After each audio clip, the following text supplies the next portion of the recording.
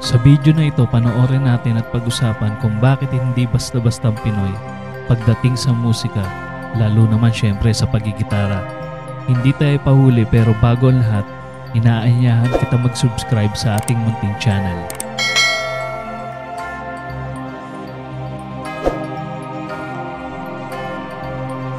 Napanood mo na ba ang bandang Petch o si Peterak ng Thailand?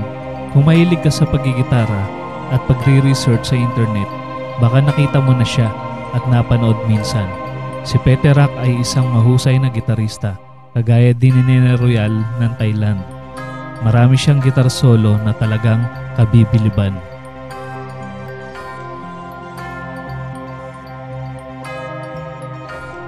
Ito ang ilan sa kanyang mga gitar solo cover.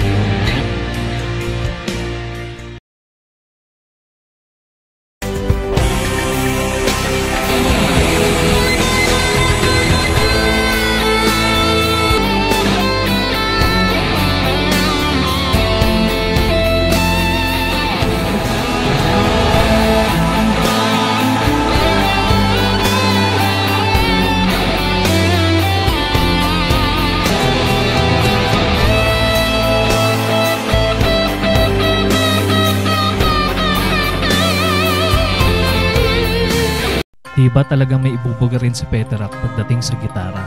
At take note, kumakanta din siya sa kanilang bandang Petch. Pero dito sa atin sa Pinas, may isang di matatawarang gitarista na nagmula sa Talisay, Cebu City. Siya ay sinisya ng bandang Mission Souls. 15 years old, sadyang talented itong sinisya. Bata pa lang, naasa na siya sa pagigitara sa tulong at gabay ng kanyang amang si Sekan. Bago pa lang sila sa mundo ng social media, marami nang nakapuna dito kay Nisha. Sa klase ng kanyang pagtugtog, talaga nga namang mapapahanga ka.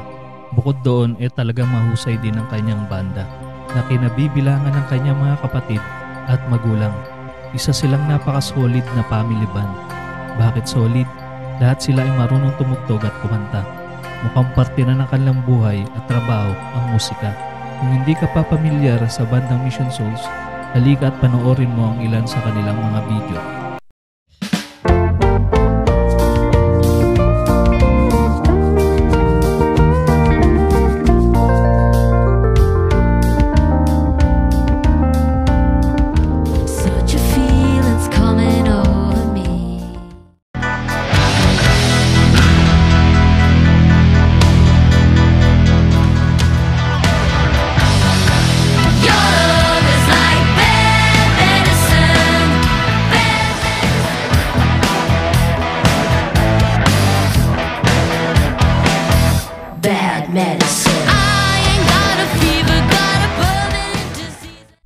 At heto naman ang mga solo ad-lib ni Nisha.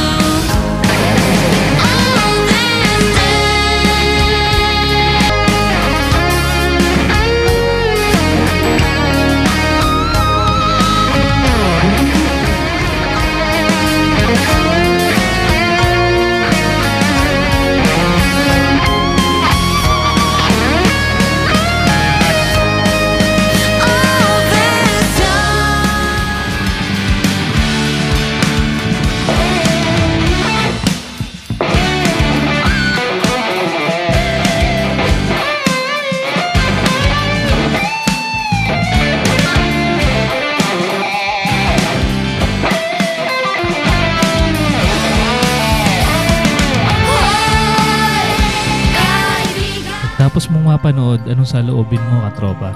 Mahusay ba ang bandang Mission Souls at Sinisha? Abangan ko ang iyong kasagutan sa comment section. At kung di ka pa nakasubscribe sa bandang Mission Souls, andyan sa ating description ng kanilang channel. Suportahan mo at panoorin yung kanilang mga cover song na napakagaganda. Maraming salamat sa iyong panonood.